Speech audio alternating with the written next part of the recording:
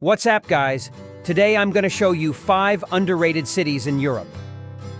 Let's begin. First city is Valencia, Spain. Spain's third largest city is a wonderful place where Madrid and Barcelona grab the headlines, while also being a wonderfully livable city with thriving culture, dining, and nightlife. Not afraid to innovate, Valencia diverted its flood-prone riverbanks, turning the former riverbed into a magnificent green strip of parkland that wound its way through the city. It presents the strikingly futuristic buildings of the Ciudad de las Artes y las Ciencias, designed by local boy Santiago Calatrava. Other large modern buildings adorn the city, which also has a handful of large modernist buildings, excellent museums, a long beach, and a large, characterful old town. Puerto, surrounded by a fertile belt of market gardens, Valencia is famous as the home of rice dishes such as paella, but there is much more to its vibrant food scene. It's a great place to eat. The city of art and sciences could be a staggering complex of modern architectural structures. The complex was outlined by the popular Spanish designer Santiago Calatrava and incorporates a extent of buildings that are devoted to science and culture.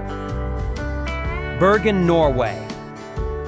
The most enjoyable activities in Bergen take you through the picturesque surroundings and old city. Even though it's the second biggest city in Norway, it still has that cozy, small-town feel about it.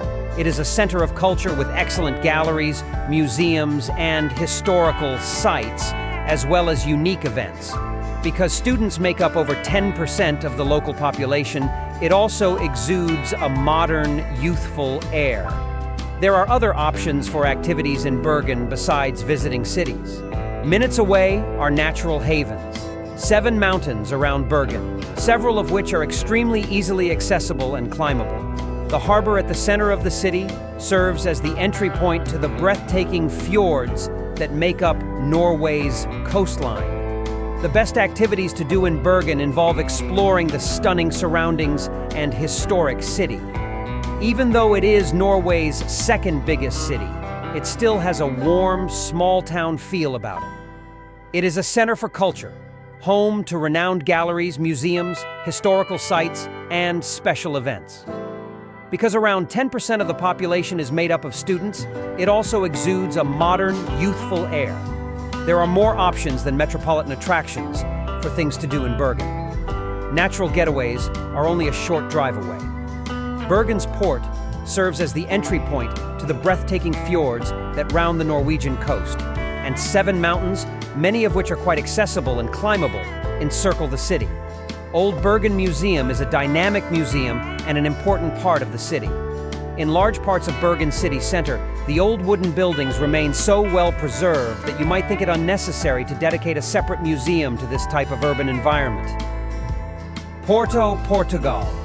Porto might be Portugal's subsequent city, after Lisbon. However, it gave the nation its name from the Roman Portus Cale. Hundreds of years after the fact, the city became renowned for its heavenly nectar of the divine beings, tastings of which are strongly suggested in any of the port cabins coating the riverside in Vila Nova de Gaia. From that point, look across the Douro at Porto's beautiful tangle of middle-age houses, taking off chapel pinnacles and gleaming blue and white tiled veneers. Then, utilize the pointers beneath to assist you with winding around your way through the city, plunging into its sights, sounds, tastes, and scents to get under its skin. Having respected the blue and white outside of a few holy places, get some margin to visit a couple more. Most eminent is São Francisco Church, delegated a public landmark in 1910, and at this point, not utilized for love. The lavishly overlaid insides are the best illustration of ornate improvement in Porto, and remember the tree of Jesse for the north wall, in plated and painted wood. It was cut somewhere in the range of 1718 and 1721 by Felipe de Silva and Antonio Gomez. Additionally worth visiting is the Clérigos Church and Pinnacle. Worked by Italian draftsman Niccolao Nasoni in the 18th 100 years, its 75-meter-tall ringer tower is a city milestone, and on the off chance that you have the energy to move to the top, radiant perspectives.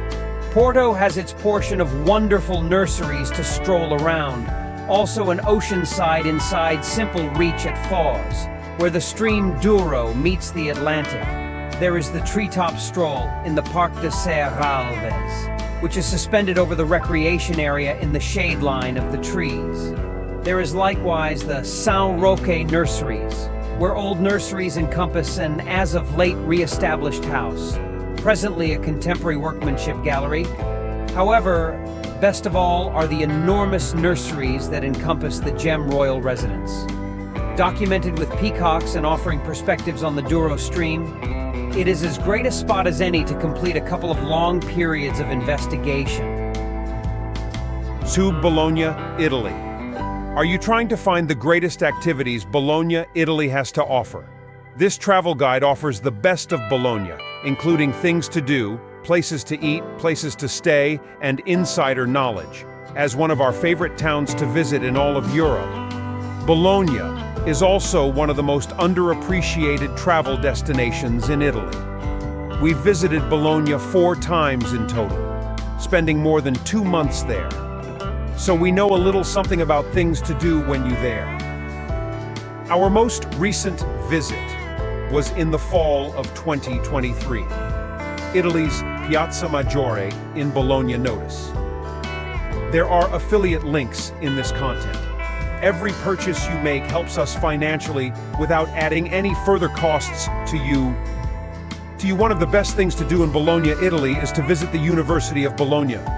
It is regarded as the oldest university in the West and has played a vital role in Italian history for centuries since its founding in 1088.